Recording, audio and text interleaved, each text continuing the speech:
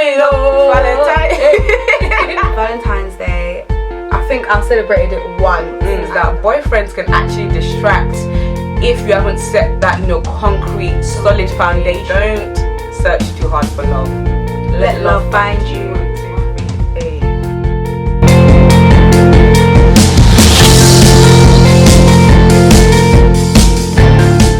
Valentine, eh? Valentine, eh? Valentine is coming, oh Valentine, eh? But come on, Valentine, what? Eh? Valentine, eh? Valentine is coming, oh Valentine.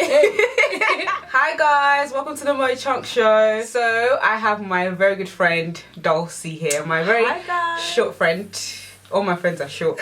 As you can see from the title of the video, we're about to talk about, obviously it's Valentine's Day. And I know a lot of people have been asking this question because we've been feeling down, no Valentine's Day blue. This video is called God, Where is My Boaz? After the very famous book which a lot of Christian singles out there have read. Yeah, I haven't actually read it, but I've definitely heard about it. Have you read it? I've read a bit of it. So for me personally, Valentine's is coming and I could not be any happier. Why? Ask me why, Dolcie. Why, Mo? Because there's no pressure this year for me. There's actually no pressure, and I'll explain this because these past few years, like, you know, when you're old enough to start celebrating Valentine's Day, maybe these last few years I've had someone that I've been seeing or in a relationship with, and I'd be kind of expectant and hopeful for Valentine's Day. But this year, go to Amira, because I am as single as a singlet, man. Like, I am so single. Like, there's more.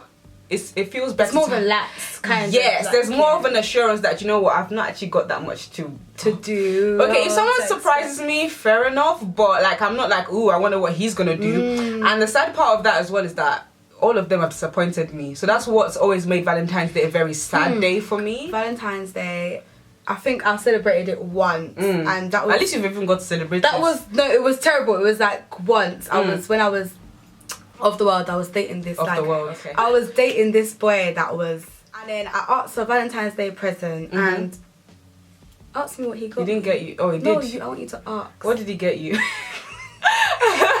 What did he get you, Dolcie? He got me Air Maxes and asked me when he gave it to me. When did he give it to you? On the 14th or? He didn't give it to me on the 14th. He gave it to me 6 months later. Is that allowed to be Valentine's? That's not a Valentine's present. Please. Maybe that was your like early birthday. I'm actually quite happy that it's on a Sunday as well, because it's like I get to spend it with God, because that's my first and true and only love that never disappoints. Yeah, because I won't be sad. No, just sitting at home watching Twitter, like, she got flowers, petals to the room. Yeah, petals to the room. Don't worry, the time is coming. The reason why I named this video after famous book is because I'm sure this is the question that a lot of girls have been asking themselves, like, oh God, where's my bae? Like, even if you're not Christian, you're probably just asking yourself, if you're single, when's my time coming? Yeah. So I feel like this video, I want to use that to sort of assure you and answer a few of those questions. Not that I'm God, but I want to help. We want to help answer some of those questions and see, maybe by this time next year, me and you will be celebrating. You know, I'll be somewhere. Okay, let's go. So, desire versus focus. Okay, so what I wrote down here is that desire is very different from focus. As human beings, we do want to be desired. We do want to love, and we want people to love us. That's just natural, innately. We want to, you know, get married one day, have babies, you know, procreate and all that good stuff. Most of us anyway. But I feel like focus is a very different thing, because I feel like when you focus too much on something, that's when it's actually the furthest away from you. Do you understand that? Because like you preoccupy your time all around that thing, and it's like you can't think of anything else. But when you focus on something else, like you find that love will come, sort of thing, because you're busy doing something else.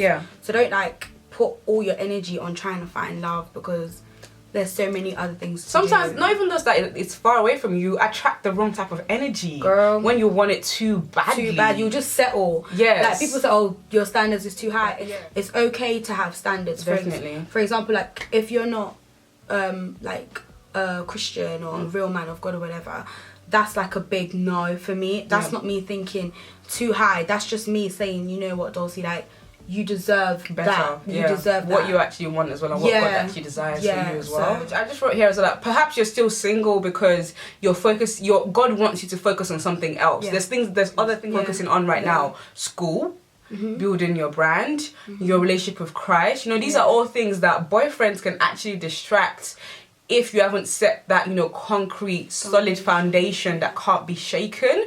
So I feel like sometimes God wants you to build that first before you actually have that significant other that takes up a lot of your time and your attention. You know, don't force it. Don't force it. I feel like it's not worth it. I feel like in life, we're always told go hard or go home. Love is one of those rare things that you can't force it. You have to tread very, very softly with it. Like, I feel like there's gonna be some girls here that have rejected this same guy from last year. He's been wooing her. All of a sudden, he asks you out on Valentine's Day. Yeah, sure. You want flowers? Petals. I don't like that. Valentine's Day is a day for lovers and people that love each other, appreciating each other. And if you're just forcing it, there's some insecurities there, like deep insecurities that you might have to. Because like you're kind of looking for like acceptance in someone else. Like don't force it and hold within yourself. Another person or Valentine, whatever, shouldn't complete you. The only person that should really complete you is Christ. Another person should just compliment you. So please don't force it. Just you have time. I feel like African girls especially, like when we start hitting our 20s, we start getting worried, like, oh, where's bae, where's this, where's that, and obviously your family's asking you that as well because they're a little bit worried as well. I think the big one is when you hit 25 and be married by 25, but sometimes it doesn't always work out like that. And I feel like people need to understand that there is time and you don't have to rush into a relationship because you will literally rush out. The kind of person, even when you do know someone, down the line they can change. People change. So you need to really be careful. There's no point of rushing in because Mo's right. You'll rush out. If you have to delete Snapchat for the day, my sisters, I want to pre. Do it. I want to pre. Yeah, but some people can't handle it. If you can't handle it, my sister, delete the app and download it some weeks later. That's it. Just don't put yourself in that predicament. If you know that you're gonna, oh my god, where's my being or whatever, then you need to delete it. It's true. My Boaz. My Boaz. Boaz. Boaz. Boaz. Oh. I believe there's a man for everyone, number one. Number two, I don't believe in soulmates. However, I believe in timing and compatibility. Okay. Do you see where I'm going with this? Yeah. Because I feel like sometimes you can be very, very compatible with someone, but the timing is off. Yeah, that's happened to me. And that's why sometimes people are not in the relationship, or they feel like, oh, why didn't this work out with somebody? That happens to me. The timing was wrong. I remember when I was 14 and I met this amazing guy, like literally the male version of me. He was smart, he was tall. Well, I'm actually very short, not just everything except the height. He was tall, dark, handsome, his family was well off, you know. My sister to today, she slaps me every time, you know. I'm not gonna mention his name, but I just felt like, God, why are you giving me someone like this so early? Like, I was young. I don't know what it means to be in a relationship. I don't know how to treat a guy.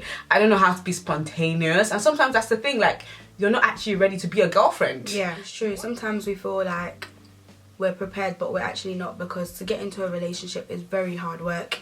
You have to split your time. You have to make time to see the person. You have to make time to... Yeah, and sometimes some of us, we work. There's just building your brand. There's so many things that you're doing.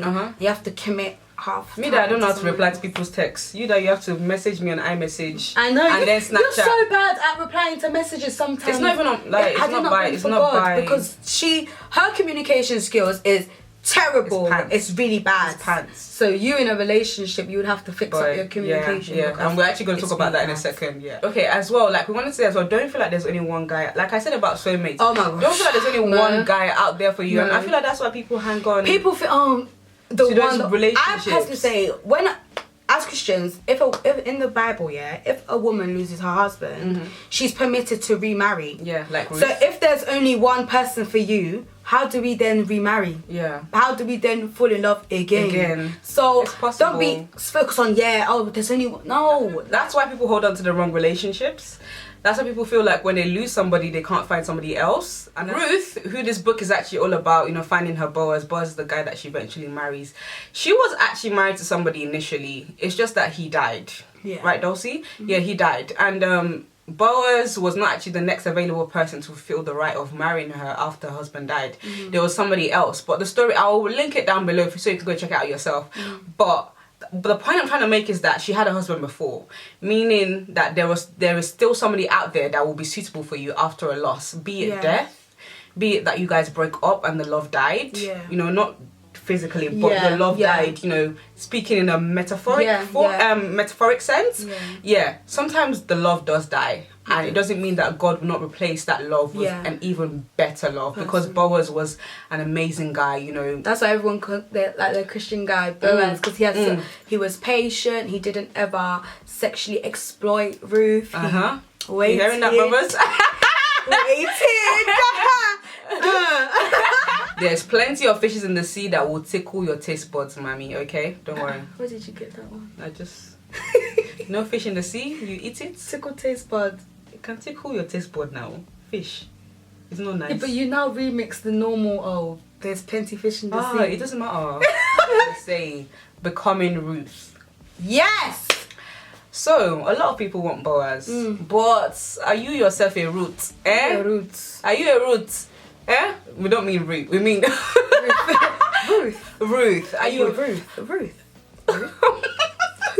Your tongue. A Ruth. Ruth. Let's be serious now.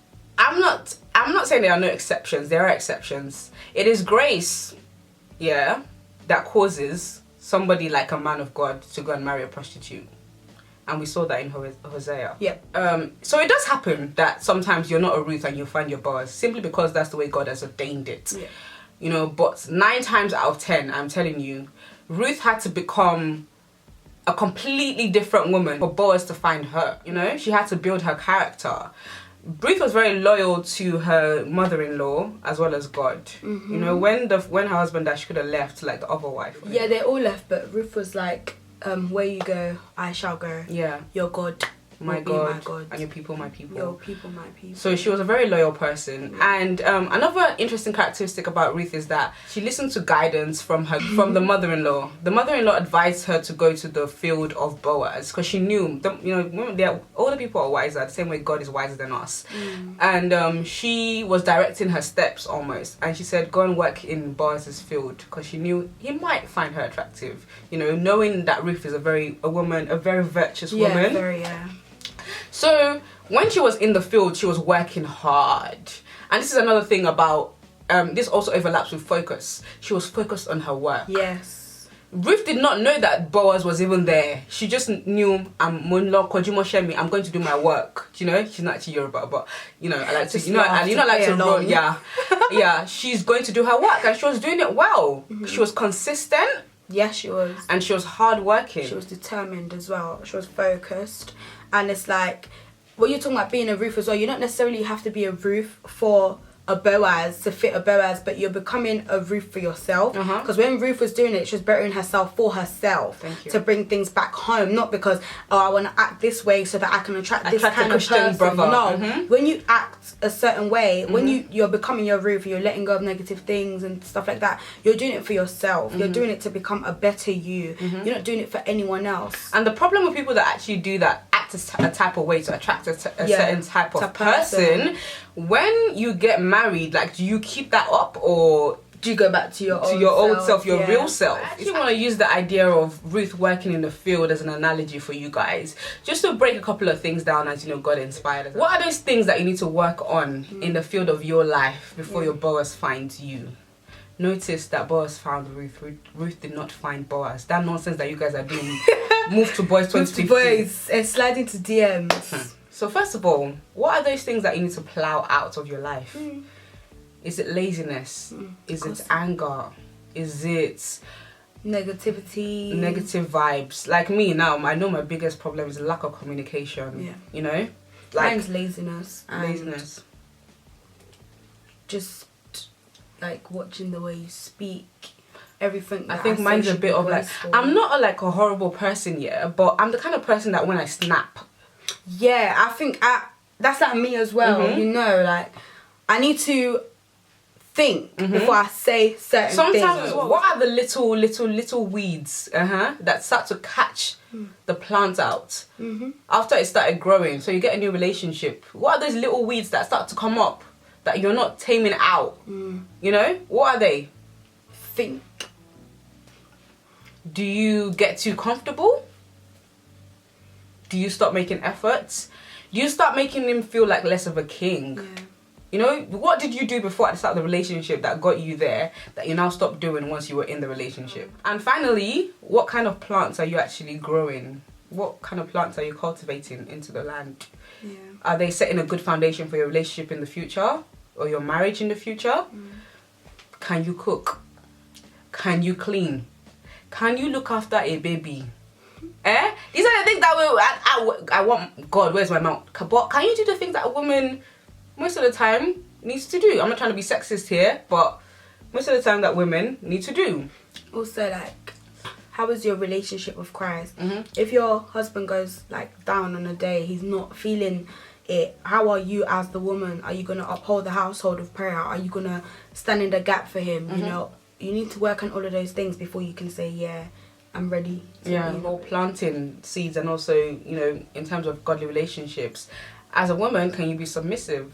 As Christ actually commanded. It's not a request, it's a command. Be submissive to your husband. But people kind of look into that a bit wrong. They think it means lying down as a doorstep, which is the other side of things. Christ commanded the man, love your wife as Christ loved the church. Yeah, that's sacrificial love we're talking about now. Yes, so if you love your wife, you won't hit her.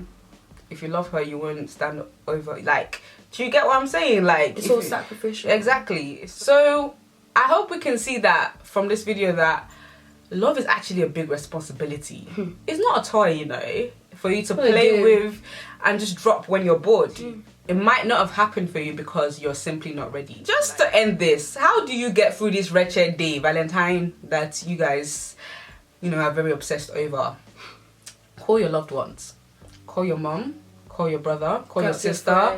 Thank you. Me and my housemates are actually going out for dinner that night. Call that sad or whatever, but that's what we are doing. And we are going to enjoy ourselves. It's allowed. You can spend Valentine with God like me. I know I'm going to be in my house, read my Bible, what about candles. the end of the day? I have nowhere to go, so I'll just probably be Come in to Nando's with us. Just please don't sit at home feeling sad for yourself. You're not helping yourself. You're not helping anybody. Don't search too hard for love. Let love find you. Wow, I didn't even tell you. I know. On this day, guys, I just want you to know that you are loved. You are beautiful. Don't ever feel like you're not good enough because you're not celebrating Valentine's Day at this precise moment. Your time will come, man. Jesus loves you, and that's the best love you can ever. Thank you guys so much for watching. Thanks for having me. It's fun, Dolcie. My sweetie. My sugar. My Oni. Don't forget to like this video, share the video, also subscribe to my channel for more. I'll be doing a lot more dilemmas this year. I've been getting a lot of emails from you guys, so I'll be doing a lot of that, more relationship stuff. Until next time, peace and love, peace and chunks. Let love find you. You're beautiful. Find. You are psychology beautiful. Students. Tell them. Yep. Happy Valentine's Day. Happy Valentine's. If you're not ready, don't enter. 1, 2, 3. What was that? I was dabbing. What were you doing? That you were doing this. It like thunder. It's just meant to be a smooth. No, you was. 1, 2, 3, 8.